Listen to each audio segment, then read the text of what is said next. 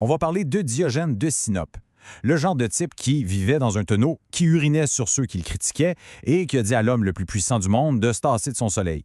Bref, un philosophe dont toute la vie était en soi une provocation. Alors, imaginez la scène, on est à Athènes. Platon, le philosophe le plus respecté de la ville, est en train de donner une conférence. Et là, en plein milieu, une voix se fait entendre et lance ça. C'est qui? C'est Diogène. Ça met la table. Pas à peu près.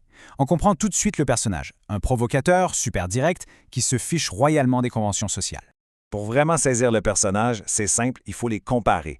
D'un côté, on a Platon. Lui, c'est l'establishment, les gros livres, la fameuse académie, le gros kit. Et de l'autre, on a Diogène. Sa maison, une grosse jarre sur la place du marché. Sa philosophie, elle n'est pas dans les livres, elle est dans ses gestes de tous les jours. C'est vraiment le choc total entre la théorie super intellectuelle et la pratique la plus, disons, crue. OK, mais la question qu'on doit se poser, c'est pourquoi? Qu'est-ce qui peut bien pousser quelqu'un à vivre de façon aussi extrême? Qu'est-ce qu'il cherchait au fond en agissant comme ça? Eh bien, la réponse à ça, elle est vraiment au cœur de ce qu'on appelle la philosophie cynique. Et c'est là qu'on tombe sur le grand paradoxe de Diogène. On a l'impression que c'est un type qui rit de tout, qui se fout de tout, mais en vérité, il y avait une seule chose qui comptait vraiment pour lui, plus que tout le reste, la vertu. Pour lui, tout le reste, c'était juste des distractions, des obstacles sur le chemin le plus direct pour atteindre cette vertu. Bon, pour bien piger son affaire, il faut s'arrêter une seconde sur le mot vertu ou areta en grec. Pour les Grecs de l'époque, c'était pas juste une question d'être une bonne personne. Non, c'était une question d'excellence, de remplir sa fonction à la perfection. Pensez-y, un œil vertueux, c'est un œil qui voit parfaitement. Alors la question qui tue, c'est quoi l'excellence d'un être humain? C'est quoi notre fonction? Et la réponse de Diogène, la voilà. Pour lui, la plus grande vertu, on ne la trouve pas dans les bibliothèques ou dans les beaux discours. Non, c'est beaucoup plus simple, c'est de flusher tout ce qui est artificiel pour vivre en parfaite harmonie avec la nature. Une idée qui peut sembler simple, directe, mais qui, pour l'époque, était complètement radicale. Parce que pour vivre en accord avec la nature, il faut d'abord savoir contre quoi on se bat. Et pour Diogène, l'ennemi était très clair. En fait, il était partout. En fait, toute sa pensée tourne autour de ce conflit. D'un bord, on a la nature, ce que les Grecs appelaient physis, nos instincts de base, manger, dormir, les vraies affaires. De l'autre bord, on a la convention, le nomos, les lois, la politesse, la façon de s'habiller, bref, toutes ces règles que les humains ont inventées et qui, selon Diogène, sont comme une prison qui nous empêche d'être ce qu'on est vraiment. Et l'origine de sa mission de vie, elle viendrait d'un endroit assez surprenant, l'oracle de Delphes. L'oracle lui aurait donné un ordre pour le moins mystérieux. Tu dois falsifier la monnaie. Au début, Diogène l'a pris au sens propre. Il s'est mis à faire de la fausse monnaie et évidemment, ça lui a coûté cher. Il s'est fait bannir de sa ville pour le restant de ses jours. Mais c'est là que ça devient vraiment fascinant. C'est dans la façon dont il a réinterprété le message. Voyez-vous, en grec, le mot pour monnaie, c'est nomisma. Et ce mot-là est super proche du mot pour loi ou coutume, qui est nomos.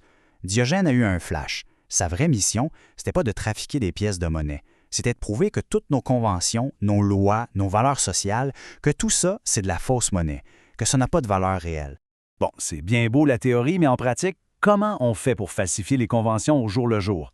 Eh bien, c'est là que Diogène se transforme en une espèce de performance artistique ambulante.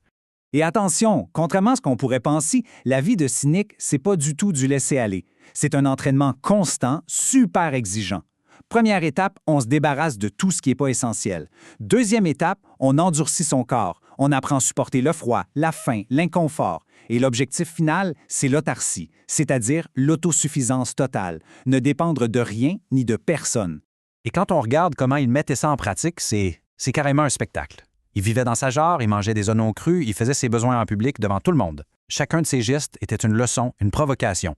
Quand il se promenait en plein jour avec une lanterne, c'était pas un coup de folie. C'était sa façon de dire « Je cherche un homme honnête, un vrai être humain. Et au milieu de toute cette foule, j'en trouve pas un seul. » L'histoire la plus connue à son sujet, c'est celle qui montre le mieux son indépendance totale. Alexandre le Grand, rien de moins, le type le plus puissant du monde connu, vient le voir. Il lui dit « Demande-moi ce que tu veux, je te le donne. » La réponse de Diogène, elle est passée à l'histoire. « Tasse-toi de mon soleil. » Juste ça. Avec cette phrase, il montre qu'il n'a besoin de rien de ce que le pouvoir et la richesse peuvent offrir. Le soleil, ça lui suffit, il a déjà tout ce qui est important.